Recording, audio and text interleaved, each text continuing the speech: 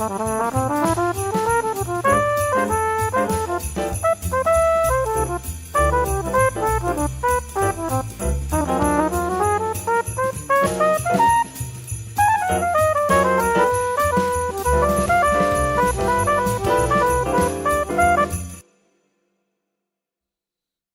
everybody, good evening, welcome to another episode of Sunday Night Live with me, Jonny Lipsham, here at jonnylipshamstudios.co.uk in the southeast corner of Scotland, which is of course the capital of literally every dimension that exists and has yet to be discovered, because we're probably already there, because we're Scottish. Anyway, I thought it was about time I brought that little joke back. I hope everybody is doing alright and has had a good week. Apologies for there being no Songwriting Simplified show this week. I was in Hamburg at the Persona Software office for a couple of days, and it was great. It was hard work. There was a lot to do. There was a lot to discuss, but it was very, very productive and very satisfying, and it's very exciting. The future is incredibly bright. So, just going to put that out there. That's all I'm going to say about it. The future is incredibly bright. So, I cannot give, obviously, any details or anything. But, yeah, it's incredibly bright. There's some very, very, very cool things that are coming. And I will let you know kind of all about that when they come. And I will show you them all in their glorious detail in due time. So I hope everybody has managed to get through the week without me. Of course you did. I mean, you know, I'm to be honest, I think you were probably all relieved that I wasn't around on Wednesday and you had a breather from my voice and from this face. I'm pretty sure you know. That's important that we all get, you know, a little bit of space, a little bit of distance. It's important to keeping successful relationships going. And so, you know, important. So I hope everybody actually had a good week. Please do tell me what's been going down. What have I missed? Because, you know, whilst I was away in Hamburg, I have been quite out of the loop. I have not been in touch with everything that's going on at all because I haven't had time to. What I will say is about my trip was that I was put up in an Airbnb that was, let's just say, a little interesting. I'm not going to mention the Airbnb by name because it wouldn't be fair to do so. However, what I will say is that booking it, no problem.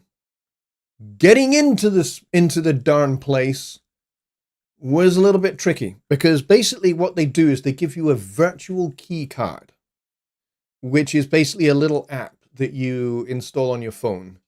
And but the thing is, the little app itself is a browser-based app. And so what it does is you have to swipe a little switch across on this little app on the screen and then hope that it opens up the door to the building. And that's just to get into the building. Once you're in the building, the next thing you have to do is locate your room. And then when you've found your room, you have to do the same thing again. You swipe the little lock thing across on the screen on your phone, and then you can get in the door. Let's just say it doesn't always connect. So the little app doesn't always connect to the door so that you can actually get the door to open. So you can be standing there, and this was true on several occasions where I stood there like a complete twat doing this on my phone and then trying to open the door. So I did this several times. That was just to get in the building. I eventually got into the building after about 5 minutes, and then had to go up a couple of flights in the elevator.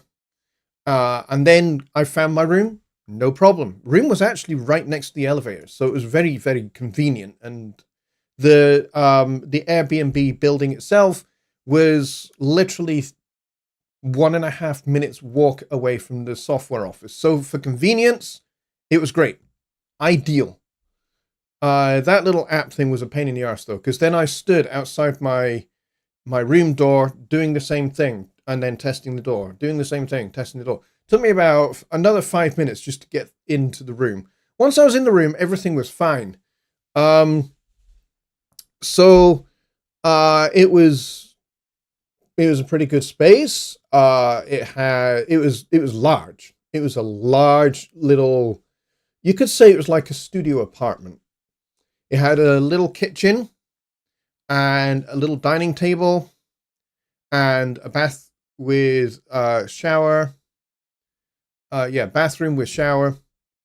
And it was all furnished to a very, very high quality, very high standard. Could have stayed in a hotel. However, that actually ended up not being possible. It's a complicated story as to why I couldn't get a hotel in Hamburg. Because especially this time of year, unless you book weeks in advance, which I didn't,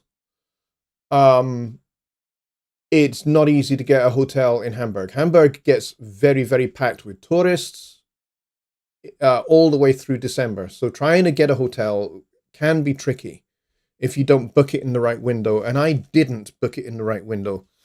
So that's kind of on me that I ended up going to an Airbnb. But it was all right. Once I was in the room, everything was fine. And it had a great TV with access to pretty much everything, including British TV, hilariously dubbed into German. So they replaced all the voices with German actors and actresses, which was hilarious.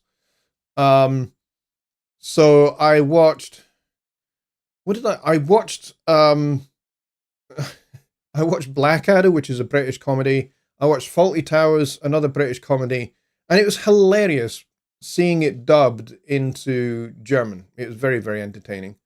And then I watched Airplane, the slapstick Zemeckis Brothers comedy, that was actually in English, but it had German subtitles. So yeah, it was fun, but you could, if you didn't want to watch German TV, then there was access to YouTube, so I could sign into YouTube with my own YouTube account, and I could watch whatever I wanted, and I did, and it was great. But everything else about the room was really, really great. It was reasonably comfortable. It was just getting in and out of the room, getting in and out of the building was not great. Kyle says he actually slept under Gregor's desk.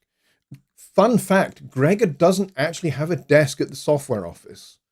Gregor works from home in that awesome studio that you see him make his videos in. That's where he works. He rarely ever goes down to the software office. He just doesn't have a requirement to. And unfortunately, he wasn't there for this set of meetings because he had a gig in another part of Germany and he couldn't do both. So I didn't get to see Gregor. There were a couple of people from the software team that I did not get to see, which was a little bit of a shame. But I'll catch up with them the next time I'm over because I go over there reasonably regularly. So it was a good trip. And the food I ate was awesome, to say the least. So I had a great time. I nearly didn't get back, though. There was a bit of an adventure with getting back from Hamburg. Two things happened at the same time. The first thing that happened was Edinburgh Airport's air traffic control network went down in the morning. So this meant that there were no flights in, no flights out of Edinburgh for almost 2 hours. So that meant that a whole bunch of flights got diverted. But not only that, the whole schedule for the whole day was botched. And so to add to that little perfect storm, there were no flights in or out of Schiphol, which is the main airport in Amsterdam. And that was a problem for me because that's where I was trying to get to in order to get home to Edinburgh.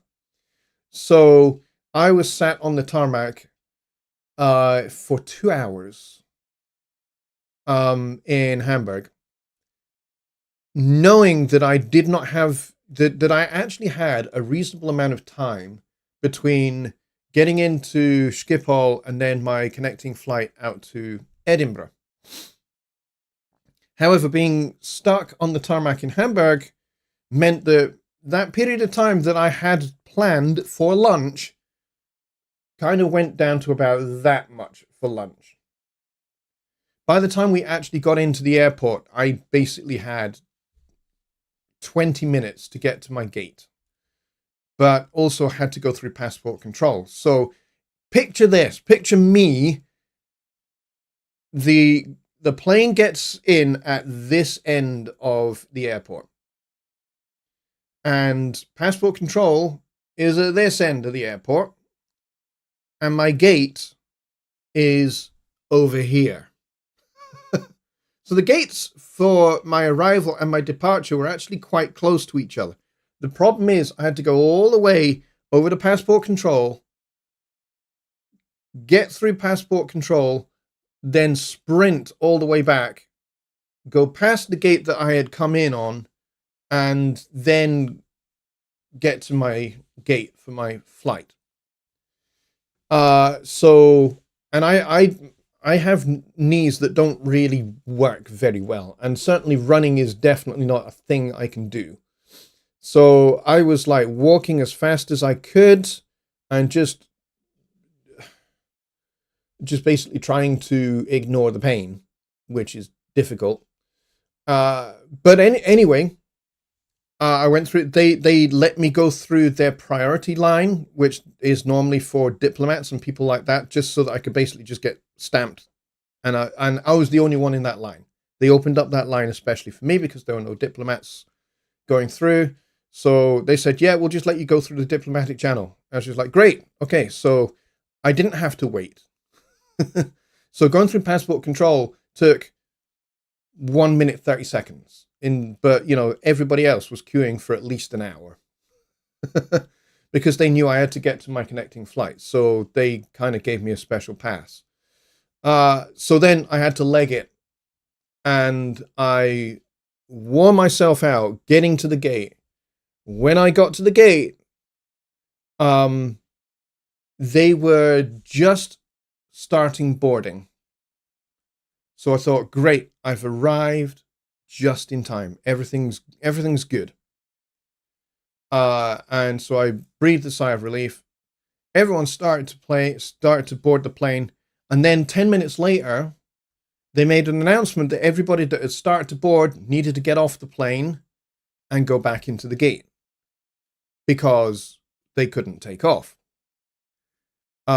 Because the weather was still too bad for them to take off. So I needn't have legged it at all.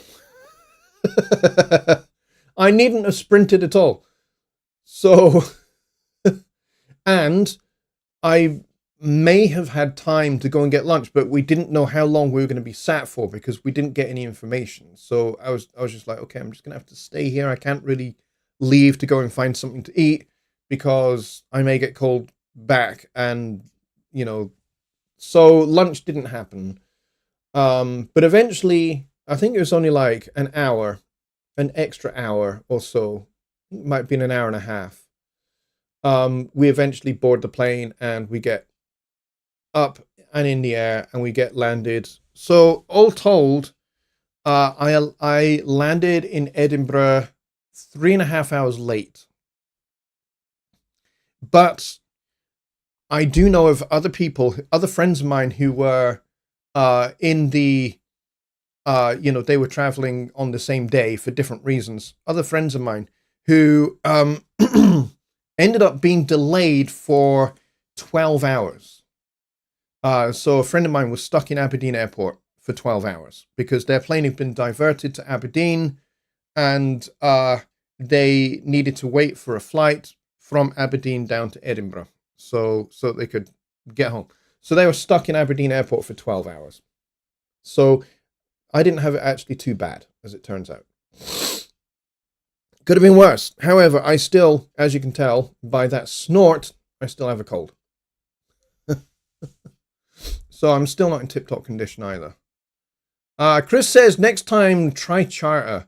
That's actually not up to me to organize. All right, let's see who's here. So, because I didn't do this at the start, because my brain is not in the right gear. So, Billy Morgan was first in the door, followed by Rock Tees, Tony Stringer, Kyle Trajuziak is here, Eric Peterson is here.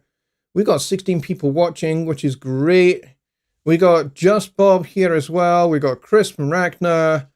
Who else do we have? We got Keith here as well. We got Dwayne. And Don Oliver is here as well.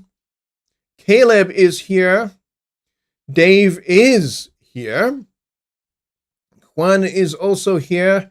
Our Halloween Songwriting Challenge winner. Who else is here as well? I'm just going back through. Just Bob retracted a whole bunch of his messages. And I think I got everybody. Yeah, so welcome everybody. Sorry, that was a very long, very, very long preamble. That took like 20 minutes. But I had to tell the story because I think it was a worthy story, and I thought you guys might be interested. Dave says, this airport story, as the scene progresses, is a perfect exercise in writing, backing, or even a hit as an exercise in creating music. I guess kind of, yeah, because it does kind of, the tension does build up and build up and build up. And, you know, there's subplots, counterplots, all those kind of things. Oh, Steve Wilson is here as well. Thank you, Steve, for checking in. So if you've got Studio One questions, which is what this show is all about, it's not really about international air travel. Maybe I should start another YouTube channel for that purpose.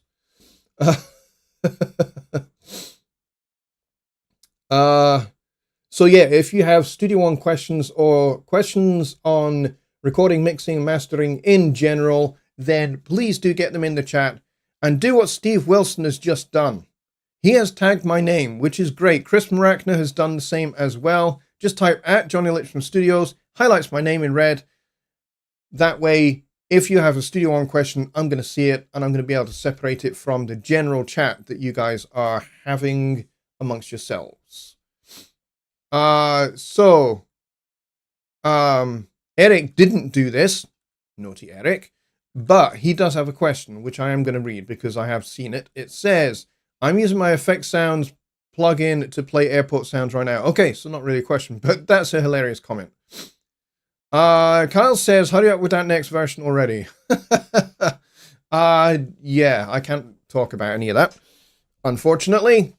So yeah, if anyone actually does have a question, and actually, whilst we are heading in the general trajectory of Christmas and all of that, if you want to talk about predictions for the future, for Presonus products, for Studio One, what you would like to see happen, what you think you will see, like let's do some predictions. Why not? Let's throughout the course of this month, let's do a bunch of predictions, and let's see what you guys can come up with, and then let's see as we move into 2026 what actually unfolds, and then we can review and see if any of your predictions came true, because I think that would be pretty cool.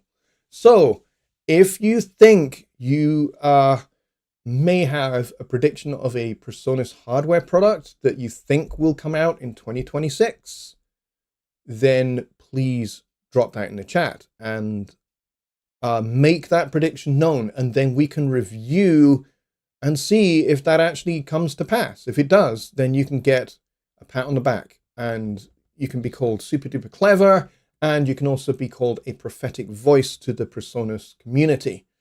So I think you would, I think that alone, being regarded as a prophetic voice to the PreSonus community, I think is probably a really, really good credential to have. So, yeah. If you have a prediction for features that you think we are going to see in the future, so talking maybe the next update, the next new version of Studio One, whichever, you don't have to be specific about where it's going to appear unless you want to. Unless you really want to push the boat out and say, I predict in this particular version we will get this feature set, or this particular feature will appear. Be bold. Yes, be bold. That, I think, would be a cool thing to do. Cal has said, hurry up with the next version. Chris Maragna says, why transform audio as opposed to bounce or mixdown? That's a really good question. They are all different functions that do similar things, but not all the same. So transforming to audio, when you do that, gives you the option to retransform back to its original state. So for example, let's say you have an instrument track, such as Presence, and you have created maybe a multi-instrument or something like that. So you've layered piano with, I don't know, some kind of pad sound as well. And you like this multi-instrument sound, but you want to preserve some CPU power, so you transform it to audio. And when you do that, what that does is it presents you with a little checkbox, a little dialog box. And in that dialog box, there's a checkbox that says preserve instrument state. Make sure all of those checkboxes in that dialog box, including that one, are checked. And then you let it do its transform process. When it's done, the instrument will be unloaded from the track, also unloaded from the instrument rack. So it basically will not exist anymore. And your track will now be just an audio track, which means you can do all of your audio manipulations that you want. And also the instrument is no longer being processed in real time. So that saves you some processing power. So that's a good thing. However, if you've done this and then you decide, you know what? I want to change how this particular chord and this particular bar of the chorus is voiced in that instrument. Now that it's audio, you can't actually do that. You need to be able to get back to the MIDI and the instrument to be able to do that. And so this is where you would right click the track and choose transform to instrument track instead. And then what that will do is that will convert that audio track back into its original instrument track with all the MIDI still there, and the instrument, the multi-instrument, whatever it is that you've got loaded there, will will reload into the track. And then you can double click the event, open the note editor, and you can make your changes, and you can go, I'm now happy with this. I want to go back to audio, and then you can retransform it back to audio. So transforming to audio for the instrument track is incredibly useful.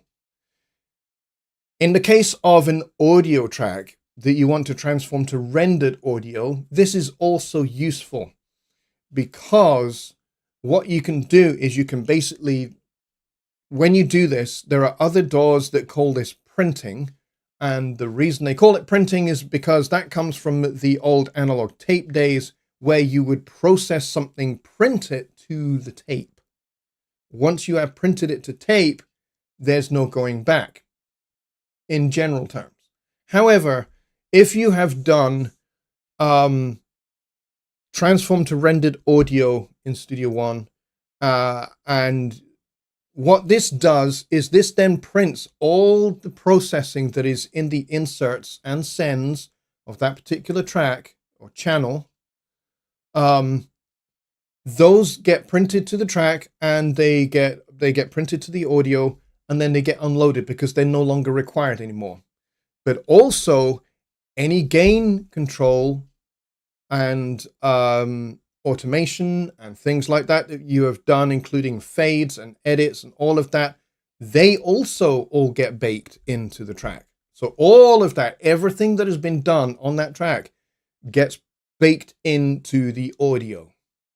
And so all things like crossfades and gain automation, volume panning automation, all of your EQ, compression, reverbs, delays, all of that was on that channel gets baked in. All those things disappear.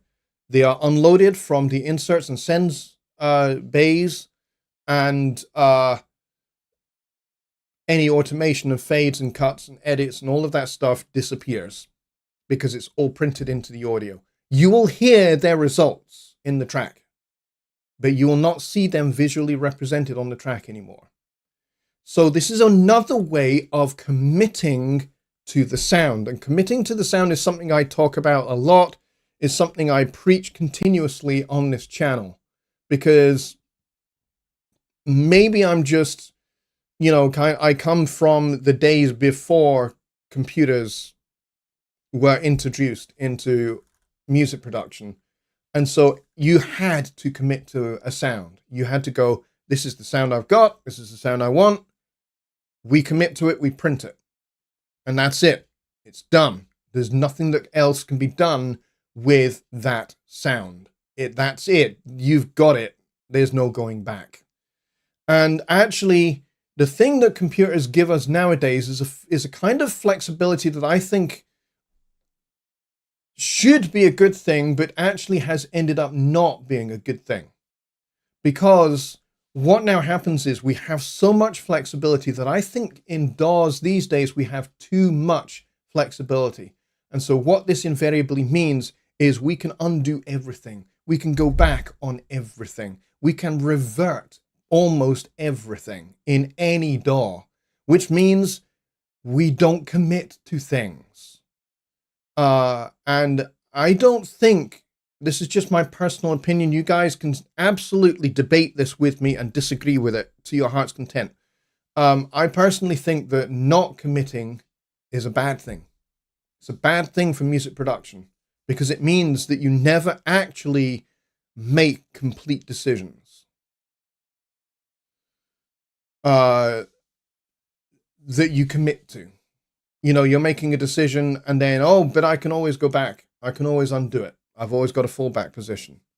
And I actually don't think that that's a good thing.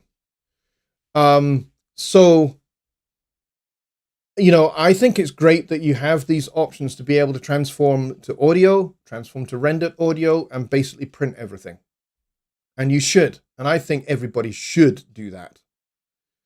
Everybody should, as soon as they are happy with how a track sounds, like if it's a MIDI part, work on that part until you have it perfect. When you have it perfect and you are happy with it, and it sounds how you think it should sound, print that sucker. Do the same with every other audio track that you've got as well. Commit to things. And you will find that when you get down to the nitty-gritty, to the final finishing touches, the sprinkling of the fairy dust on your mix and all of that, doing that part of it, the fun part, the sprinkling of the fairy dust, and all the creative things that you can do in mixing at that end of the phase will be so much easier if you're not constantly thinking about, but what if I'd done this? What if I changed this? What if I changed that? And then you're going back to tweaking and changing and things when that phase really should be complete, and then you're doing the final finishing flourishes to the mix, which is maybe doing an extra layer of automation, or automating bypass or band passes, or side chaining, or some creative effects, those kind of things. You can just focus on all of that fairy dust stuff and not be thinking about, but what if I want to go change that thing? Because when you invariably go back and restore something or revert a track, you're going to invariably go, okay, I've reverted that and I've gone and made my change. Ah, yes, but now what about this? Oh, yes, now what about that? Oh, yes, now. And so you end up going in a cycle over and over and over and over again, and you never actually end up finishing your work. Or the work invariably takes a very, very long time, and by the time you're getting into that, that never-ending, never-decreasing circle, you end up not maintaining your creative mind. You're not in the creative zone anymore. And I think that can be a bad thing. And I think the quality of the end product can also end up not being as good as it could be. And then you end up putting out something that's dissatisfying because you actually ended up spending too much time on it. And by the time you got to the end of it, you were actually fed up with the song, fed up with how it sounded. And so the last things you did ended up being bad decisions, which may have had a negative impact on how the song sounds in the end. And then you end up not liking how it sounds. So commit to each phase and each stage of your process and lock yourself in so that you can't get out, right? So this is why transforming and those kind of things are a good thing, but they're also a bad thing, because in Studio One, once you've transformed something, you can untransform it. So you got to resist that temptation to go back and untransform things. So work on it, make it sound as good as you can get it, then print it.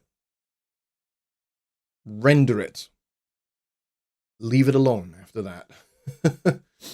But mix down is a totally different thing.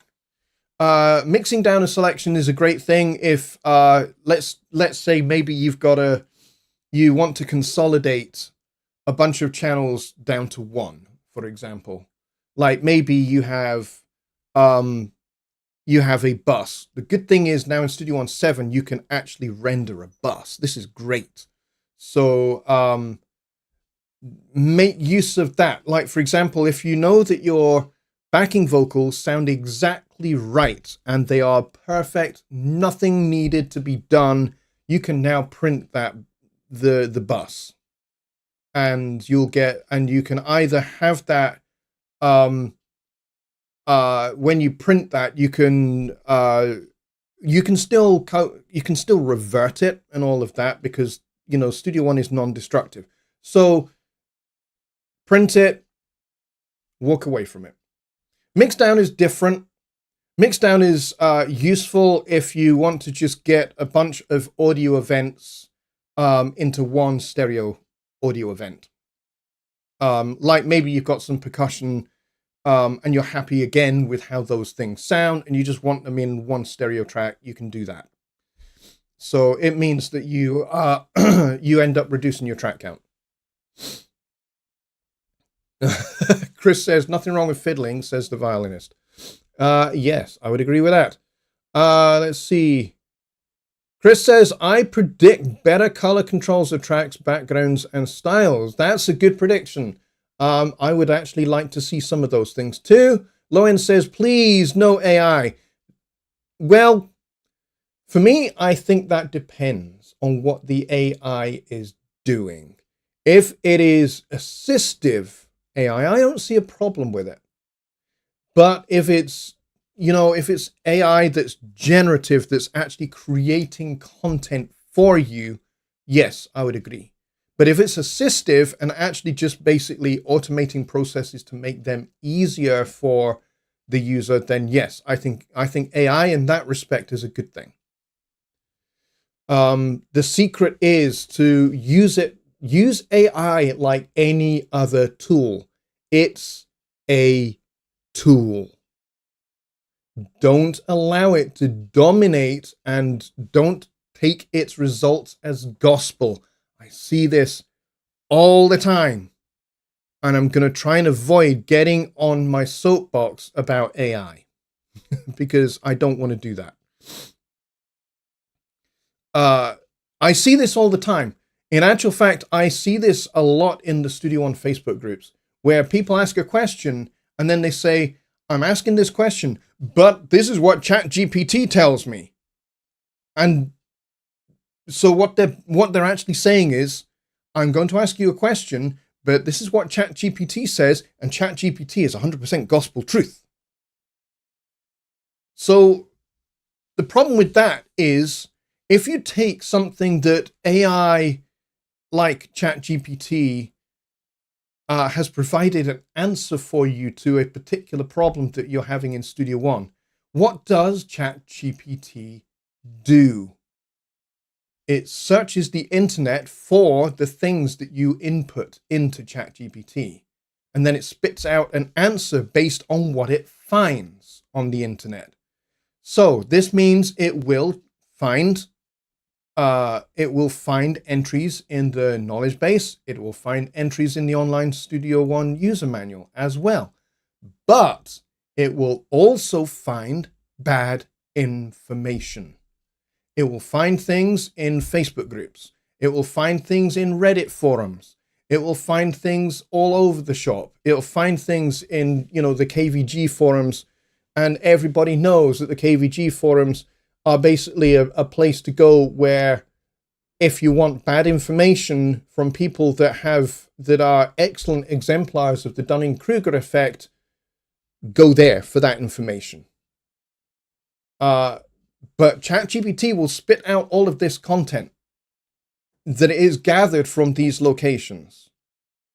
So don't take what AI says or does as being gospel, as being 100% truth, because it's not. It's not. And it won't be. It won't ever be. Even if you have something like Suno, this AI music workstation composing tool thing, that's what I'm going to call it. Even that, the early iteration, by the way, the much earlier pioneering iteration of that whole idea is Band in a Box. Band in a Box were there first, except in their case, everything is database based. So in Band in a Box, you can type in a set of chord changes, you can set a tempo, you can set a style, and then it will generate by searching for loops in its database, using your chords and using the stylistic information that you've given it and the tempo and everything else and the form and structure that you've given it, it will then spit out something that is musical. And now we have Suno, which is kind of like taking that whole concept but to another level. So instead of it being database, now it's machine learning. And I can see why Suno is regarded as, a lot of people are saying, hey, this is a really good compositional tool. I think it can certainly help guide how your ideas might sound. But again, don't take it as gospel truth. And don't then bring the results from Suno into Studio One and throw up the faders and print the mix and upload it to SoundCloud and think, there, I've made a song. No, you haven't. You've told Suno what to do. Suno has done what you want it to do. You brought those stems into Studio One. You pushed up the faders to create a nice balance, and maybe you've done a bit of panning, and then you've printed your mix. It's not the same thing. And I would make the same argument, by the way, about Band in a Box. I know people that have done that, where they have totally just put in information into Band in a Box, got the stems out of Band in a Box, brought them into Studio One, thrown up the faders, balanced it all, and then, put the limiter on the post section of the master fader, so they get it up to that loudness standard, and then they upload it to SoundCloud and they pass it off as their own work. Yeah, people do that. And I find that to be a disturbing practice. But yes, like I said, I wanted to get off that AI bandwagon, that soapbox, because I have very particular opinions about AI. I can see where it is useful, but I can also see where it is actually just dangerous. And I don't just mean dangerous as in terms of, like I just said, you can have AI create something and you can pass that off as your own. Um, I think that's dangerous, but there is another side of AI that I think is more disturbing and more dangerous than we might actually know. And that's probably what concerns me the most. Let's see what else. Caleb says there will probably be some kind of AI feature that nobody asked for, and the marketing team will try and sell us all on really hard. Seems to be the hot new thing to do. Well, I would certainly agree that there is definitely an AI trend at the moment.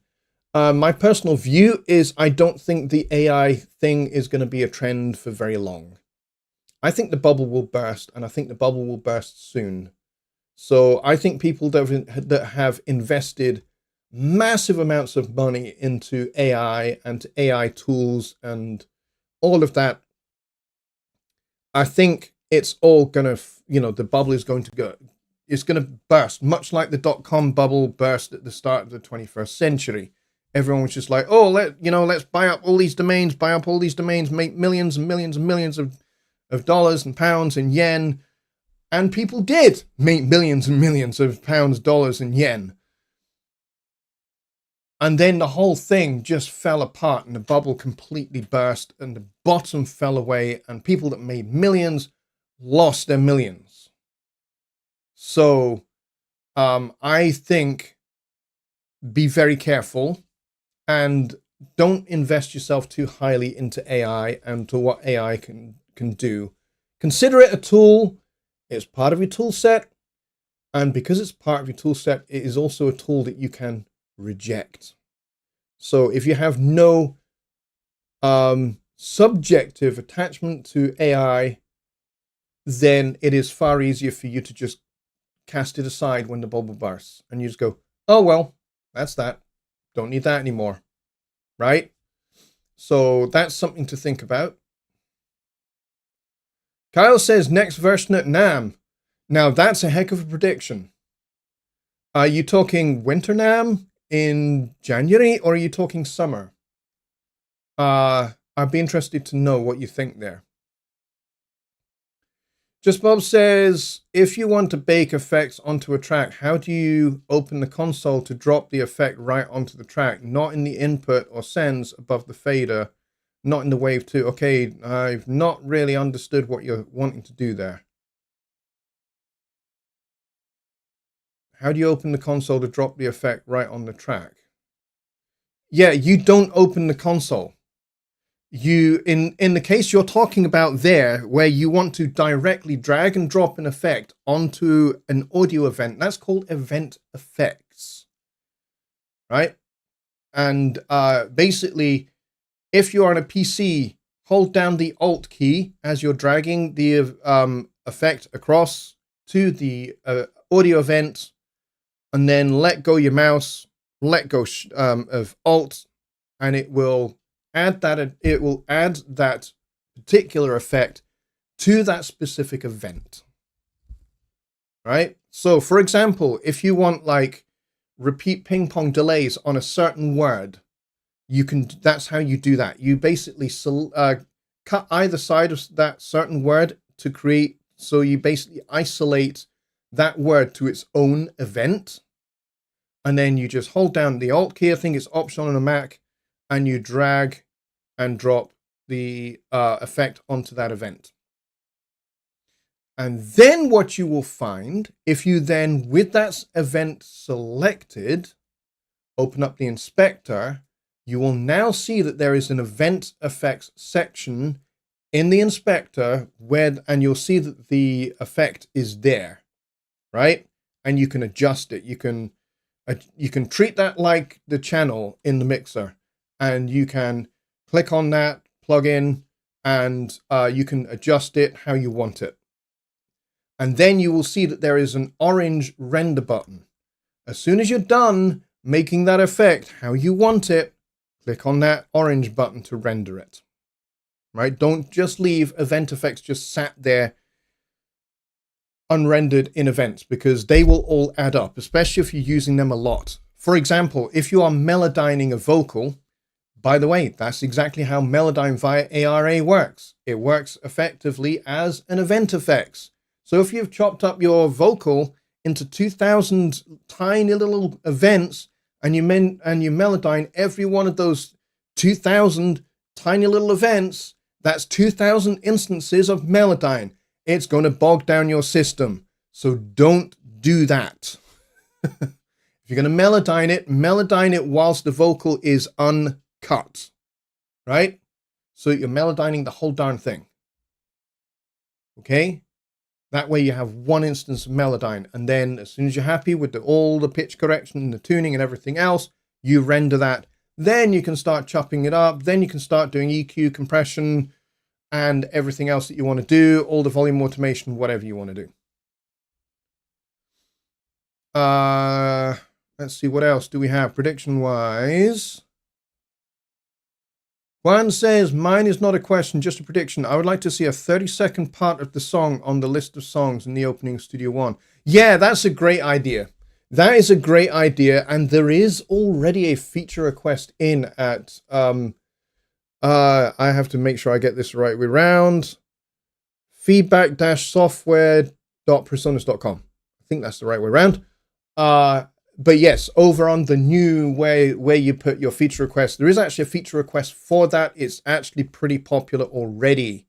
Yeah, I think that's a great idea and a great suggestion.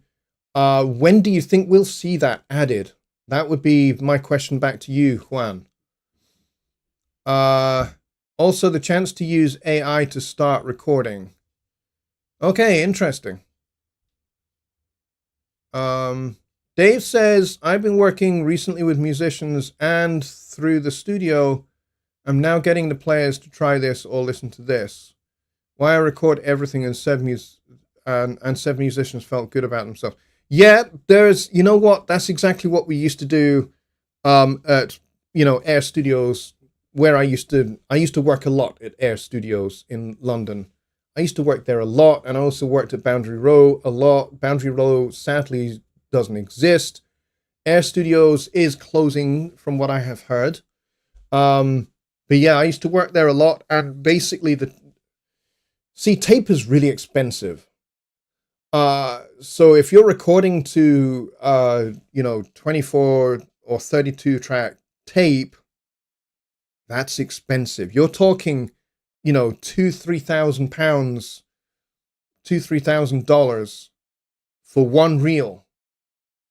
So if you've got that running, just recording open-ended all day, that gets expensive.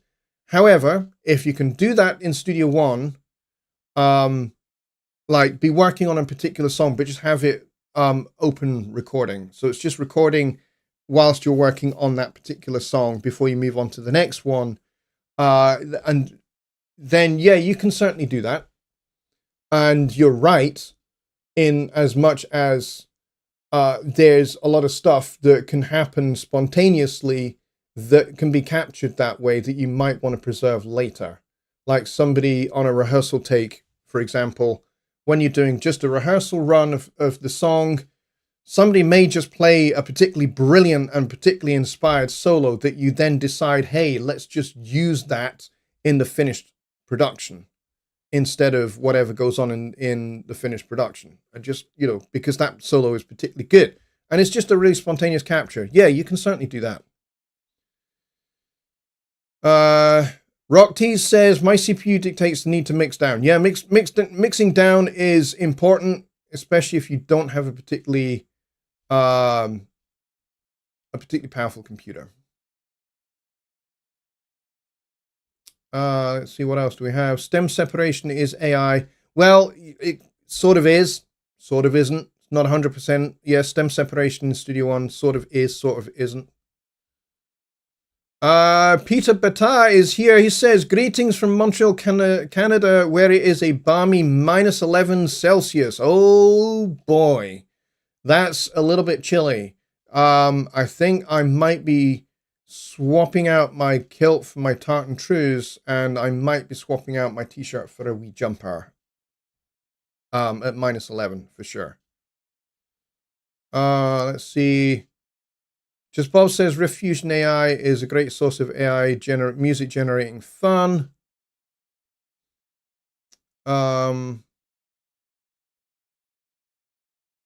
Eric says, do you think he means record effects onto the track input channels? No, I think he was talking about event effects. So right after this show, our dear friend Billy Morgan is hosting a Studio One meetup, and Kyle has the link to the Zoom if you want to go join that. Just Bob says the show input section to bake right into the track, not after you record a track. Had to look up my notes, but not sure where it is. Yeah, I don't think you can do that in the show page, if that's what you're talking about. If you're talking about recording through, because Joe Gilder did a video just recently, actually, about using the inputs stage in a song in the mixer and basically putting effects there and then recording through those. You can definitely do that. I can show you that section just now. Let me see. Let me just get something open here.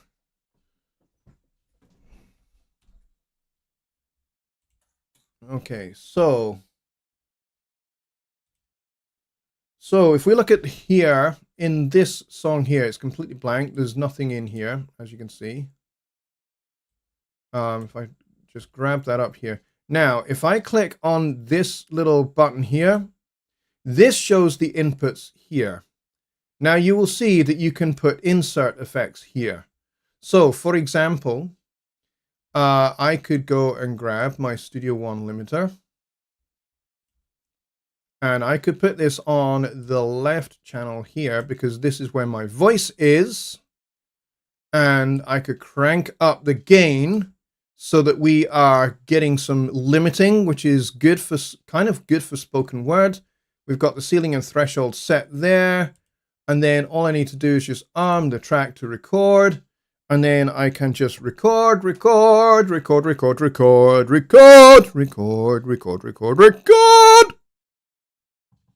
like that. And now when I turn that off and I close that and I play this back, record.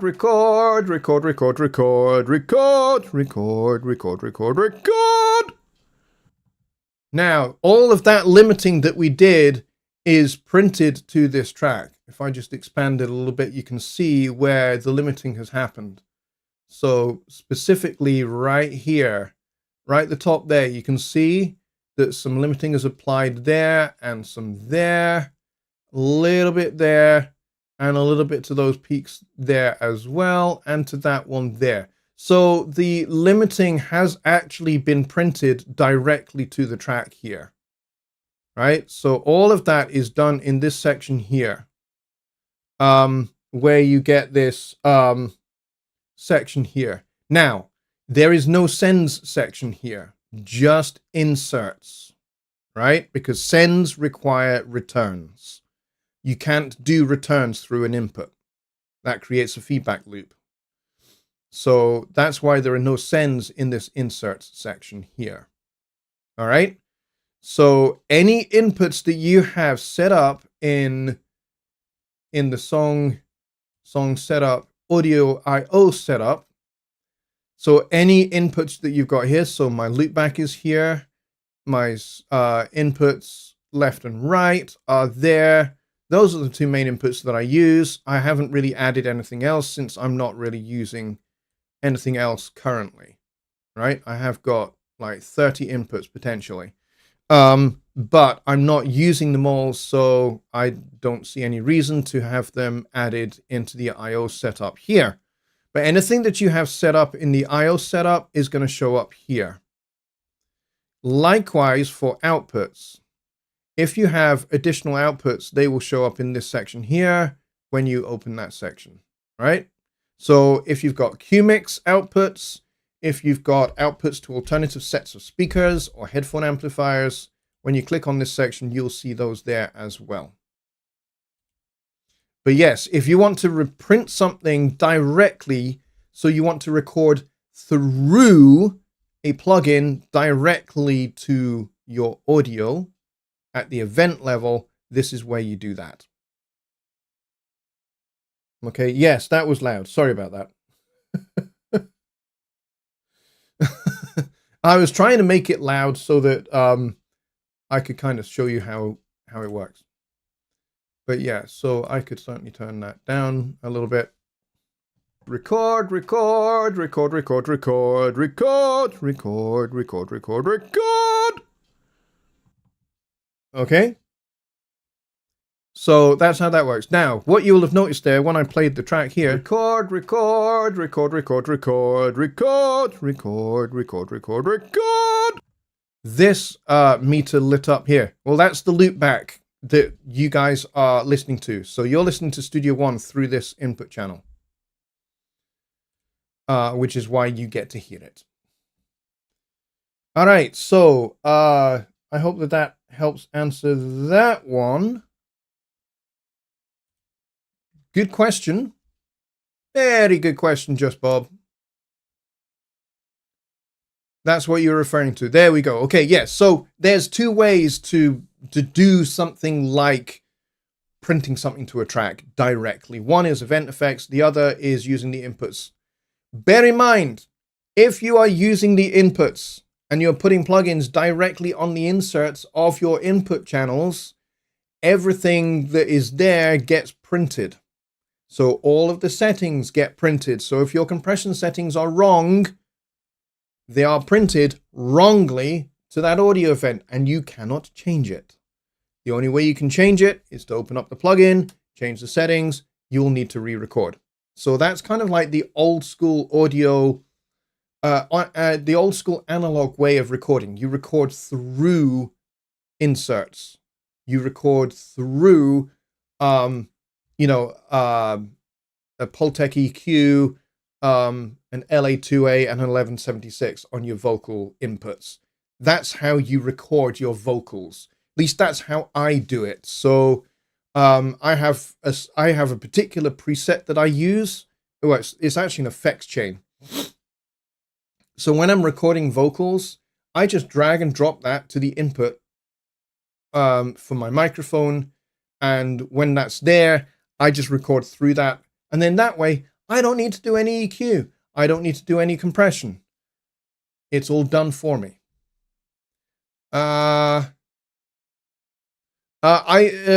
Keith is asking if I'm going in to the meetup.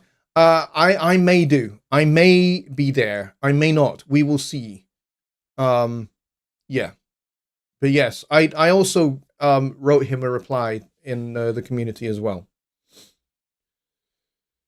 All right. Let's see. Just Bob says, now we've found that you can set up a de-esser or other plugin to automatically load, like save effects chains. Yeah. If you've got a save effects chain, you can put it there too. So if you've got an EQ, a compressor, and a de-esser and a limiter, whatever you have in your vocal chain, you can just drag and drop that and smack that onto your inputs. And you can just record straight through those if you want to do that. But bear in mind, that is destructive. It's not non-destructive. It is totally destructive.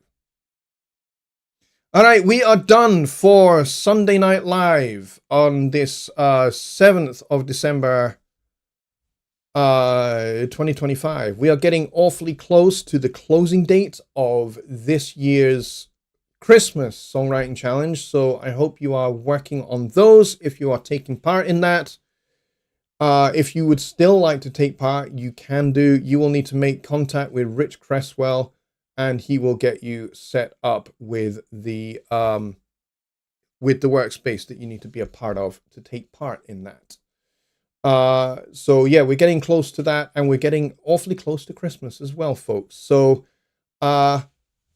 I will see you guys on Wednesday for the return of Songwriting Simplified, where we will go through some of the things I think that could help you with if you've decided you're going to do a new arrangement of an existing public domain Christmas carol. You can do that. Like Carol of the Bells is public domain. Nobody owns the copyright for that, so you can just do that.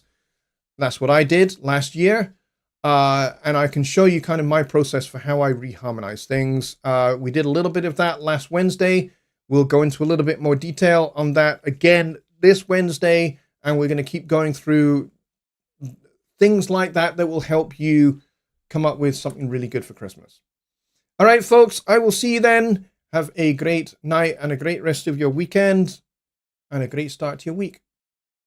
And I need to go and make sure that I have my theme tune music open. Otherwise, this won't work. Good night, everybody.